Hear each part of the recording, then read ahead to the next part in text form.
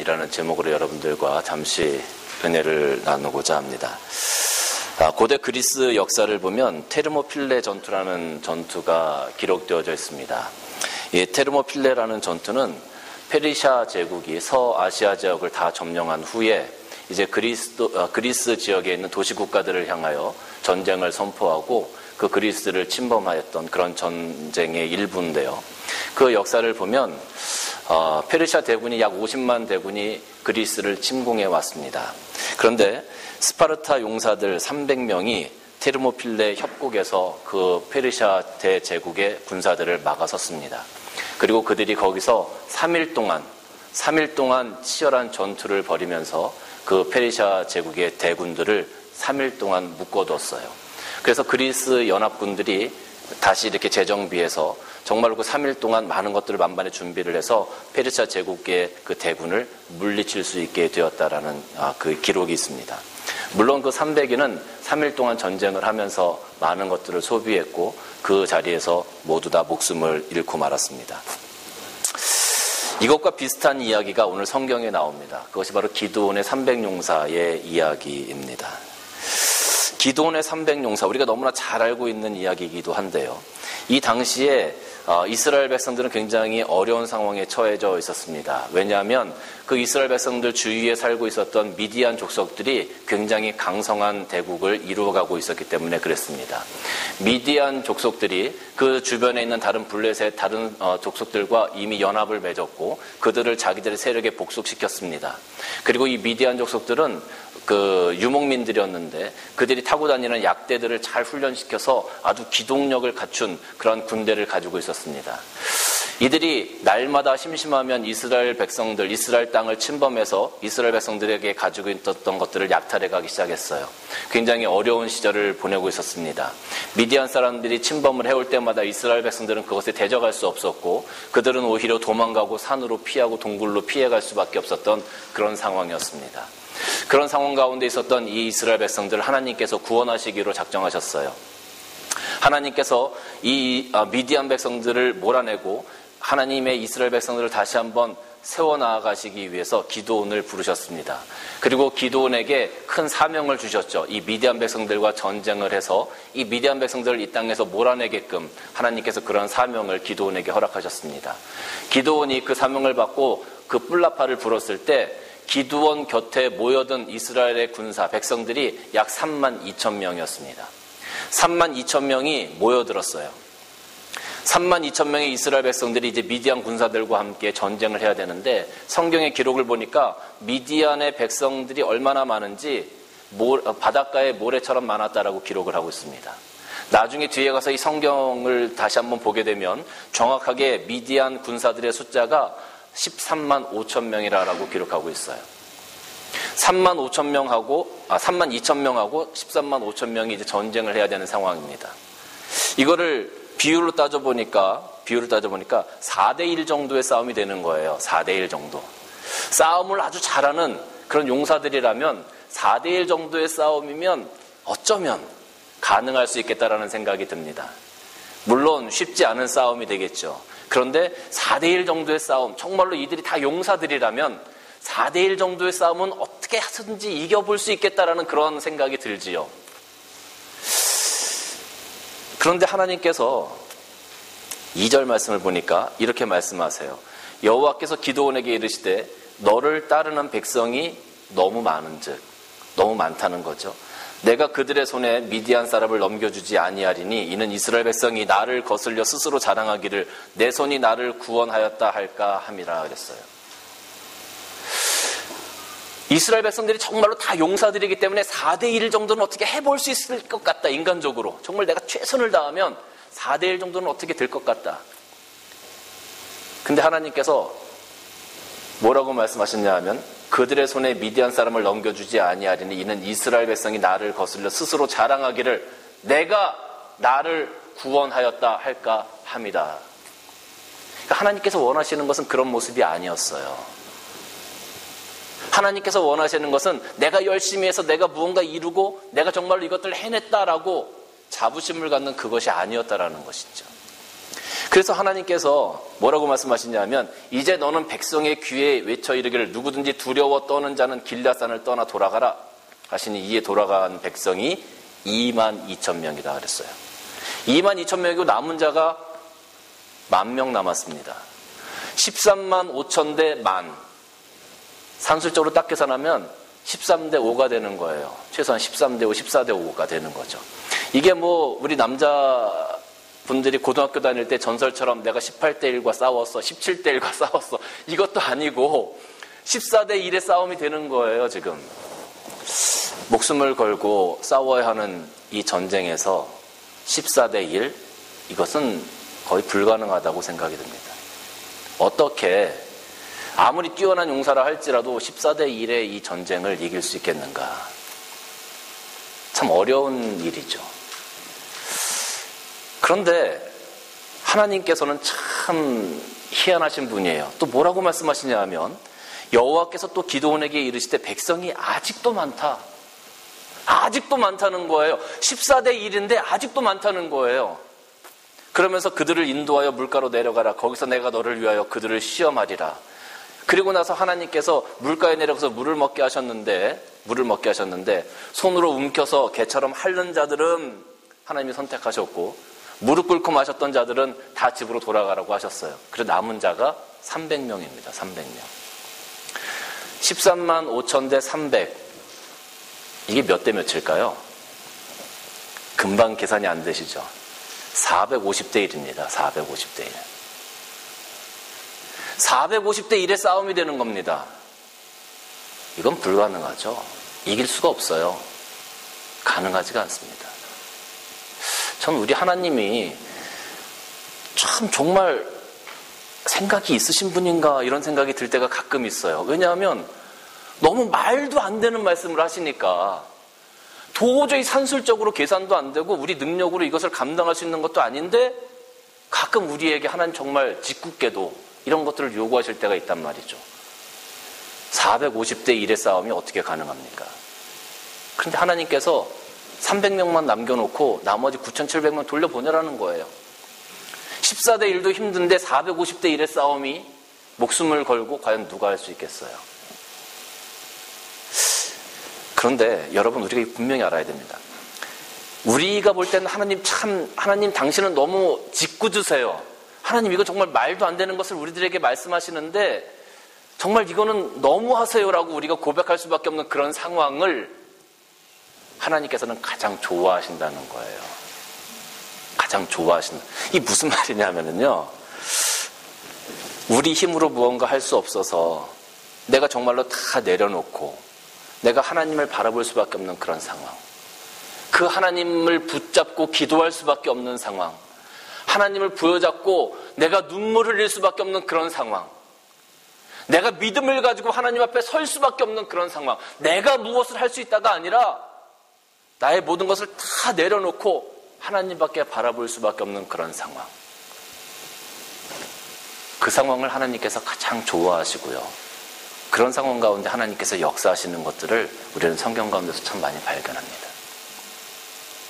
이게 하나님께서 좋아하시는 상황이에요. 기뻐하시는 상황이에요. 나의 모든 것들을 내려놓을 수밖에 없는 그런 상황.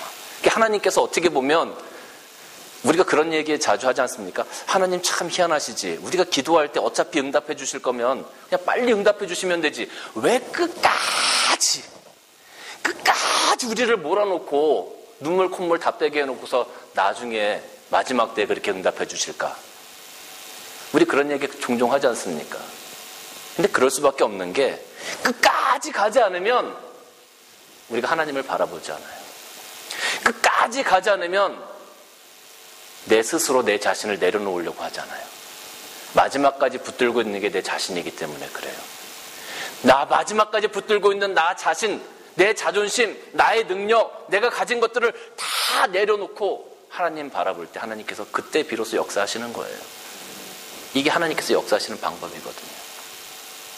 사람들이 가장 좋아하는 방법은 어떤 방법입니까? 어떤 상황입니까?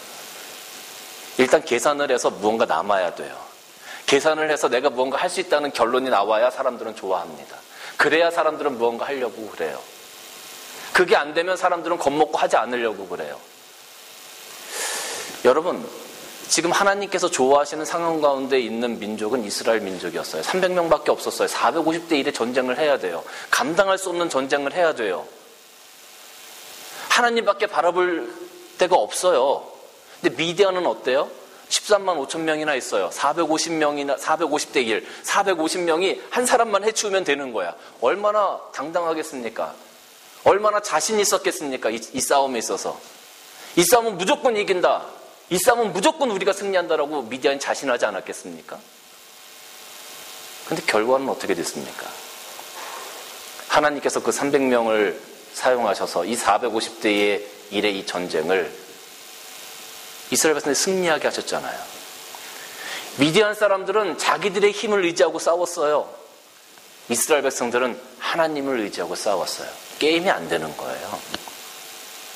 게임이 안 되는 거예요.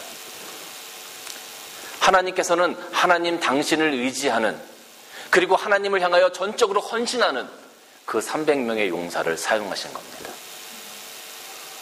이게 하나님께서 사용하시는, 헌신자들을 사용하시는 방법이거든요. 그래서 오늘 이 헌신자들의 이 300인의 헌신을 통해서 우리가 하나님 앞에 헌신할 때 어떠한 모습으로, 어떠한 마음으로 헌신해야 하는지를 잠시 한번 여러분들과 두 가지로 살펴보도록 하겠습니다. 첫 번째는 마음을 내어드리는 헌신이 되어져야 합니다. 우리들의 마음을 내어드리는 헌신. 사람들은 이 헌신의 모양이나 크기를 보고 그 가치를 판단하려고 합니다. 그런데 하나님은 그 헌신의 마음을 보시는 분이에요. 헌신의 내용을 보신다라는 거죠. 사람들은 자꾸 헌신의 깔창을 깔려고 그래요. 헌신의 깔창을 깔아서 자꾸 그 헌신이 커 보이게 그렇게 만들려고 그래요. 무슨 말이냐 하면 요즘 이 현대 시대에 있어서 가장 그 유용한 발명품 중에 하나가 뭐냐면 신발 깔창이래요. 신발 깔창. 우리가 키가 좀 컸으면 좋겠는데 모든 남자들의 소망이 키가 좀 컸으면 좋겠다, 이런 소망이 다 있잖아요. 그런데 그게 안 되는 거예요. 이미 우린 다 커서 성인이 됐기 때문에 클 수가 없어요. 뭐 우유를 마셔도 안 되고 철분을 먹어도 안 되고. 그런데 키를 크게 해줄 수 있는 아주 기막힌 방법인데 그것이 뭐냐면 신발 깔창이죠. 아무도 모르게 키가 3cm, 5cm 이렇게 쑥쑥 큽니다. 커 보이고 싶은 거예요. 그렇게 보이고 싶죠. 많은 사람들은 이렇게 보여주는 것을 좋아하기 때문에 본인들이 헌신하는 그 헌신 가운데 깔창을 자꾸 깔려고 그래요. 그리고 보여주려고 그러는 거죠. 근데 하나님께서 정말 원하시는 것은 그렇게 보여주는 것이 아니라 어떠한 헌신, 어떠한 마음을 가지고 어떠한 내용의 헌신을 가지고 하나님 앞에 나오느냐를 사실은 더 귀하게 여기신다는 거죠. 하나님은 오히려 깔창을 빼라고 말씀하세요. 아니, 오히려 너희들이 신은 신발까지 다 벗어라. 너희들의 모습 그대로 하나님 앞에 헌신되어지는 그 모습을 하나님께서 가장 기뻐하신다라는 거죠. 사무엘상 16장 7절 말씀 보면 여호와께서 사무엘에게 이르시되 그의 용모와 키를 보지 말라. 내가 이미 그를 버렸노라. 내가 보는 것은 사람과 같지 아니하니 사람은 외모를 보거니와 나 여호와는 중심을 보느니라 라고 기록하고 있습니다. 또 잠언 23장 7절 말씀 보면 대저 그 마음의 생각이 어떠하면 그 위인도 그러한즉 내가 먹고 마시라 할지라도 그의 마음은 너와 함께하지 아니함이라 하고 기록되어져 있고, 로마서 8장 27절 말씀 보면 마음을 살피는 이가 그랬어요. 마음을 살피는 이가 성령의 생각을 아시나니 이는 성령이 하나님의 뜻대로 성도를 위하여 간구하신다라고 기록하고 있습니다. 하나님은 마음을 보시는 분이에요. 하나님은 우리의 마음, 내 영의 생각을 보시는 분이지 우리가 무엇을 어떤 모양으로 어떻게 많은 것으로 하나님 앞에 나오느냐를 보는 분이 아니라는 거죠. 사람들과 보는 기준이 다르시다는 거예요. 사람들과 보는 기준이 달라요. 이 구약에 보면 마인드라는 단어가 나오는데요. 그 마인드라는 단어의 원어가 레바브라는 단어입니다. 이 레바브라는 단어는 사람의 심장으로도 번역이 될 수 있어요. 심장으로 번역될 수 있어요. 그러면 너는 마음을 다하고 뜻을 다하고 목숨을 다하고 이런 말씀 있죠? 신명기 5장 6장 5절 말씀 보면 너는 마음을 다하고 뜻을 다하고 힘을 다하여 내 여호와 하나님을 사랑하라. 사랑하라는 것은 하나님 앞에 그만큼 헌신하라는 거예요. 너는 마음을 다하고 이게 무슨 말이에요? 너희들의 심장으로. 내 심장으로 하나님을 사랑하라는 거예요. 내 심장으로 하나님을 사랑하고 헌신하라는 거예요. 여러분, 심장이라고 하는 것은 우리 삶의 생명의 근원입니다. 심장이라고 하는 것은 우리들의 모든 것입니다. 내 심장은 그 무엇과도 바꿀 수 없는 것입니다. 그 심장으로 하나님을 사랑하다라고 얘기하고 있는 거예요. 마음이 있는 곳에 몸이 가게 되어져 있습니다. 몸이 왔는데 마음이 안 왔어. 그것은 거짓이겠죠. 여러분 만약에 하나님 앞에 오늘 예배드리러 나오시지 않았습니까? 여러분 몸이 왔잖아요. 여러분 마음도 같이 오셨습니까? 저는 이 자리에 계신 분들만큼은 여러분들의 몸뿐만 아니라 여러분들의 마음까지도 같이 왔다고 믿습니다. 할렐루야. 몸이 오고 마음이 안 왔어. 마음은 딴 데가 있어. 그럼 이 예배하는 시간이 과연 무슨 의미가 있겠느냐는 거예요. 하나님은 우리들의 마음, 하나님은 내 심장을 원하시는데 우리들의 몸이 아니라.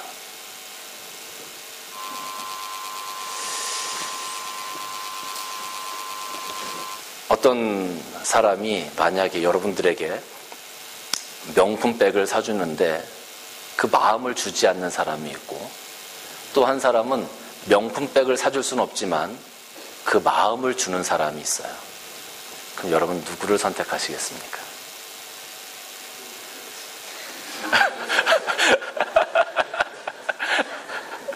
그래, 요즘에는 마음 별로 마음 별로 중요한 것 같잖아요. 난 명품백이 더 좋아요. 그게 어떻게 보면 요즘에 이 세태가 되어져 버렸는지도 모르겠어요. 그런데 정말 중요한 것은 명품백이 아니라 그 심장을 줄 수 있는, 그 마음을 줄 수 있는 그 사랑이 사실은 더 귀하다는 거 우린 다 알잖아요. 그렇죠? 제가 너무 강요하나요? 지금 여러분들에게. 만약에 어떤 남자가, 어떤 사람이 나는 당신에게 명품백을 사줄 수 없지만 내 심장을 당신에게 주겠어.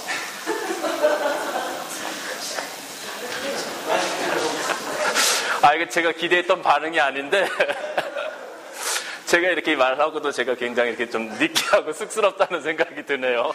근데 만약에 요즘에 이제 한참 뜨고 있는 뭐 박보검이나 뭐 다니엘이나 뭐 이런 친구들이 만약에 이런 이야기를 어떤 여성에게 한다고 하면 여성들이 자지러지지 않겠습니까? 우리가 하나님 앞에 고백할 때도, 하나님 앞에 고백할 때 우리가 하나님께 명품백을 드리는 것, 명품백 같은 것들을 하나님께 드리는 것과 우리들의 마음, 내 심장을 하나님께 드리는 것, 하나님께서 어떤 것들을 기뻐하실까? 하나님께서 이스라엘 백성들 32,000명의 용사들이 모였을 때 두려워하는 자들은 돌아가라고 그랬어요. 그랬더니 22,000명이 돌아갔어요. 22,000명이 돌아갔는데 그들은 정말로 그들의 마음을 다해서 하나님 앞에 헌신되었던 사람이 저는 아니라고 생각이 들어요. 그들의 몸은 분명히 하나님 앞에 나왔습니다. 전쟁터에 나왔습니다. 최선을 다해서 하려고 그들 나름대로 몸부림쳤다고 저는 생각해요. 그들 상황 가운데 최선을 다해서 그 전쟁터에 나왔다는 것만 해도 얼마나 대단합니까? 그런데 하나님께서 두려워 떠는 자들은 돌아가라 했을 때 22,000명이 돌아갔단 말이에요. 그들의 몸은 하나님 앞에 나왔지만 정말로 마음을 다해서 하나님 앞에 헌신하는 마음으로 그 자리에 서 있지 못했기 때문에 그들은 돌아갈 수밖에 없었다는 거죠. 여러분들이 어떤 헌신을 가지고 주 앞에 나오시든지 간에 저는 여러분들이 여러분들의 심장으로 주 앞에 서시기를 주님의 이름으로 간절히 축원합니다. 마음을 드리는 헌신, 그 헌신을 하나님께서 가장 귀하게 보시는 헌신이라는 거죠. 두 번째는 하나님 계획에 드려지는 헌신이 되어야 합니다. 하나님 계획에 드려지는 헌신. 10,000명이 되었어요. 10,000명이 남고 이제 하나님께서 9,700명을 돌려보내시기로 작정하시고 물가로 인도하셨어요. 그리고 물을 먹게 하셨는데 9,700명은 무릎을 꿇고 그냥 벌컥벌컥 마셨고 300명은 물을 떠서 개처럼 핥아 먹었다라고 성경 기록하고 있어요. 근데 제가 이 성경 구절을 가만히 보면서 한 가지 생각이 들었습니다. 그럼 9,800명, 무릎을 꿇고 물을 마셨던 9,800명을 하나님께서 돌려보내셨는데, 그럼 그들은 하나님 앞에서 준비가 안 된 사람들이었나? 헌신이 안 된 사람들이었나? 라는 고민이 생겼어요. 전쟁이 두려운 사람 돌아가라고 분명히 말씀하셨잖아요. 그때 안 돌아갔단 말이에요. 나는 목숨을 다해서 하나님 앞에 헌신하고 내 목숨을 다해서 하나님 이 자리를 지키겠습니다 했던 사람들이란 말이에요. 그런데 물을 그렇게 먹었다고 해서 돌아가라고 한단 말이죠. 300명은 물을 떠서 먹어서 하나님께서 선택하셨고, 무릎을 꿇고 마셨기 때문에 돌아가라? 왜 하나님께서 그들을 돌아가라고 하셨을까? 그들 역시 하나님 앞에서 최대한의 헌신을 했던 사람들인데 왜 돌아가라고 했을까? 정말로 그 물 먹는 방법 때문에 그들이 돌아가게 된 건가? 하나님께서 그 물 먹는 방법이 마음에 들지 않으셨나? 그런 고민이 생겼어요. 근데 저는 이 성경 구절을 보면서 기도하면서 깨달은 것이 뭐냐면, 우리가 헌신의 모양이 다를 수 있다는 거예요. 하나님 앞에서 정말로 내가 마음을 다 드리고 최선을 다해서 열심으로 주 앞에 헌신하는 그 헌신의 모양이 A가 될 수도 있고 B가 될 수도 있고 C가 될 수도 있어요. 그런데 문제는 하나님께서 원하시는 때에, 하나님께서 원하시는 그 계획 안에서 원하시는 헌신이 따로 있다는 겁니다. 좀 더 쉽게 얘기해서, 예를 들어서 저희 교회는 하나님께서 좋은 반주자를 보내주시기를 지금 기도하고 있어요. 하나님께서 좋은 반주자를 보내주시고 헌신된 반주자를 보내주시기를 기도하고 있어요. 제가 지금까지 저희 교회가 이제 3년이 조금 지나왔는데, 지나오면서 하나님 앞에 기도하는 것이, 하나님, 저희는 반주자에게 살해를 하지 않겠습니다라는 게 저희 교회 방침입니다. 반주자는 예배를 드리는 헌신자, 헌신의 일부, 예배의 일부라고 생각하기 때문에 이 예배가, 물론 페이를 하고 아르바이트 할 수 있는 분을 모시면 훨씬 더 쉽게 갈 수는 있지만, 하나님, 정말 이 예배가 하나님 앞에 가장 아름다운 예배로 우리가 드리고 싶은 거예요. 그래서 정말로 헌신된 자가 저 자리에 앉아서 하나님 앞에 헌신의 이 반주를 드려줄 수 있다면, 음악을 드릴 수 있다면, 그것이 하나님께서 가장 기뻐하는 어떤 예배의 모습이 되겠다라는 거예요. 저희 교회가 반주자를 모실 수 없는 형편이 안 돼서 모시지 않고 그러는 거 아니거든요. 그걸로 지금까지 기도하고 있어요. 하나님께서 가장 기뻐하시는 예배의 모습을 만들어 가려고. 저희 교회가 지금 반주자를 위해서 기도하고 있는데, 만약에 하나님께서 반주로 헌신하실 수 있는 분을 보내주셨어요. 그래서 그분이 만약에 반주자로 헌신을 하신단 말이죠. 그러면 저희 교회를 향한 하나님의 뜻 가운데 가장 귀한 헌신이 될 거라고 저는 생각이 들어요. 그런데 그 헌신할 수 있는 분이 반주로 헌신하는 게 아니고, 목사님, 제가 이 산예등불교회를 위해서 45인승 버스를 하나 헌물하겠습니다, 이렇게 만약에 얘기한다고 생각을 해보십시다. 45인승 버스를 헌물한다, 이게 얼마나 귀한 헌신입니까? 하나님 앞에서. 그쵸? 많은 물질을 드려야 되는 그런 헌신일 겁니다. 그런데 지금 45인승 버스가 우리 교회에 맞는 헌신입니까? 아니라는 거죠. 45인승 버스를 사서 헌물하는 것도 굉장히 귀한 헌신이고 최선의 헌신이고 하나님을 사랑하는 마음이라고 우리가 생각이 돼요. 그런데 하나님께서 정말로 원하시는 그 헌신이, 지금 이 상황에서 이 자리에서 원하시는 헌신이 45인승 버스를 헌물하는 것이냐, 아니면 그가 가지고 있는 아름다운 재능으로 하나님 앞에 반주자로 헌신하는 것이냐. 둘 다 귀한 헌신입니다. 근데 하나님께서 계획하신 그 가운데 하나님께서 선택하실 수 있는 헌신이 45인승 버스를 받는 것이겠어요? 반주자로 그분이 헌신하시는 것이겠어요? 반주자로 헌신하는 것이죠. 다 똑같이 귀한 헌신이에요. 그런데 그것이 하나님의 뜻 가운데, 하나님의 계획 가운데 사용되어질 수 있는 헌신을 우리가 감당해야 되는 거라는 거죠. 그게 중요한 거예요, 그게. 그래서 우리는 하나님의 음성에 매일매일 세밀하게 응답해야 되고, 날마다 우리가 경건하고 깨어있어서 하나님께서 무엇을 원하시는지, 무엇을 나에게 말씀하시는지 아주 그 영적인 촉수를 딱 세우고 아주 민감하게 반응해야 하는 거예요.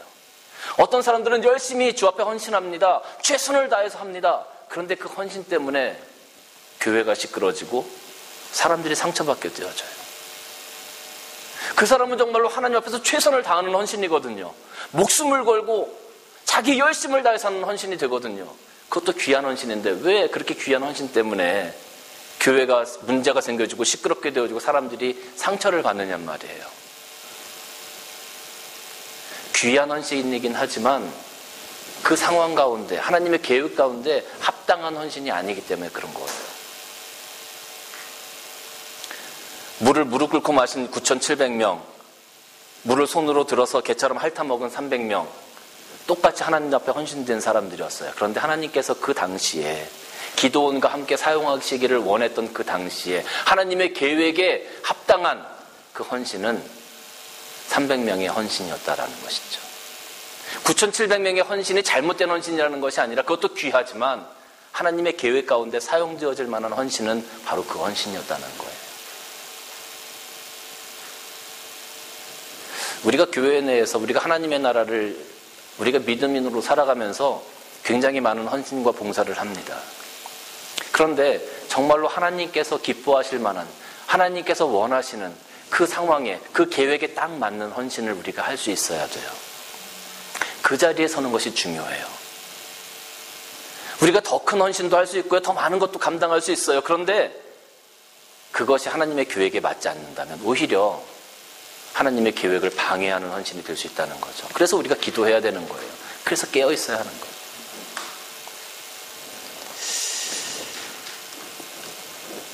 사도행전 13장 22절 말씀 보면 다윗을 왕으로 세우시고 증언하여 이르시되 내가 이새의 아들 다윗을 만나니 내 마음에 맞는 사람이라 내 뜻을 다 이루리라 하시더니 그랬어요. 하나님 뜻에 합당한 마음, 하나님 뜻에 합당한 헌신, 그것이 오늘날 이 교회에서 하나님 나라에서 요구되어지는 진정한 헌신이다라는 것이죠.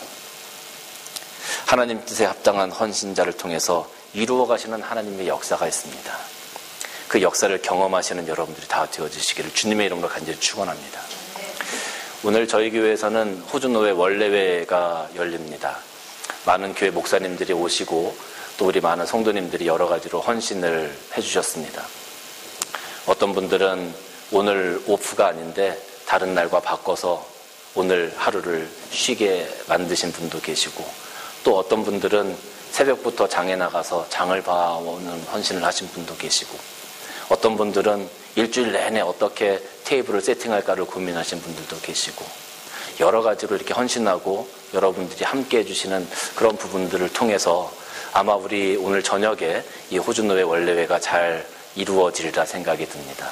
그럼 제가 여러분들에게 한 가지 말씀드리고 싶은 것은 무엇이냐 하면 여러분들이 어떤 헌신을 가지고 주 앞에 오늘 감당하시든지 간에 그것이 이 앞에 있는 목사한테 잘 보이려고 하는 헌신이 아니기를 바라요. 하나님 앞에 드려지는 마음을 다해서 드려지는 그 헌신이 되어지시기를 저는 바라요. 목사가 여러분들 인정해 주는 건 아무것도 아닙니다. 하나님께서 여러분들을 인정해 주셔야 돼요.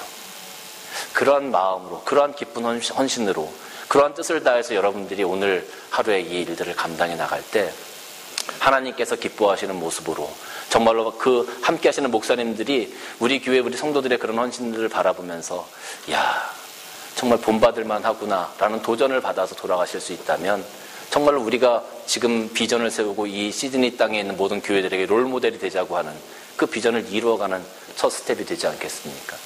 그러한 모습으로 우리가 감당하고 또 하나님께서 기뻐하시는 그런 모습으로 우리가 세워져 갈 때 우리 교회가 한 단계 더 업그레이드 되어지는 귀한 모습으로 세워져 갈 줄로 믿습니다.